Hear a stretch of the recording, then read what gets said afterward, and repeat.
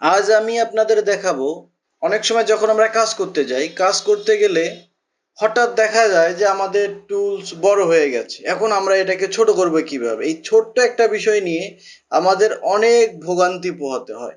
তো আজকে আমার টিউটোরিয়াল হচ্ছে এটাই, যে কিভাবে আমরা মায়াতে আমাদের মুভ টুল, রোটেট টুল এবং স্কেল টুলকে কাস্টমাইজ করতে পারবো, কিভাবে ছোট বড় করতে পারবো। তো তাহলে কথা না বাড়িয়ে চলুন যাওয়া যাক ভিডিওতে। তো এর জন্য আমি প্রথমে একটা অবজেক্ট নিয়ে আপনাদের দেখিয়ে দিচ্ছি। আমি একটা অবজেক্ট নিলাম, অবজেক্টটাকে আমি একটু বড় করে নিলাম। দেখেন, এখন আপনারা দেখতে পাচ্ছেন যে আমার এখানে আমি একটা মুভ টুল নিয়েছি। তো মুভ টুলটার সাইজটা আপনারা দেখতে পাচ্ছেন কিরকম। এখন আমি এই মুভ টুলটাকে আহ, ছোট এবং বড় করে আপনাদের দেখাবো, যে আপনারা কিভাবে এই মুভ টুলটাকে ছোট এবং বড় করতে পারেন। তো দেখেন, এই মুভ টুলটাকে ছোট এবং বড় করার জন্য আপনি মুভ টুলে প্রেস করেন, প্রেস করে আপনি প্লাসে প্রেস করেন। দেখেন, আপনি মুভ টুলে প্রেস করে প্লাসে প্রেস করবেন, দেখবেন যে আপনার টুলটা অনেক বড় হয়ে গেছে। দেখতে পাচ্ছেন যে অনেক বড় হয়ে গেছে, ভিউবোর্ডের থেকে অনেক বড়। তো এটা কিভাবে করবেন?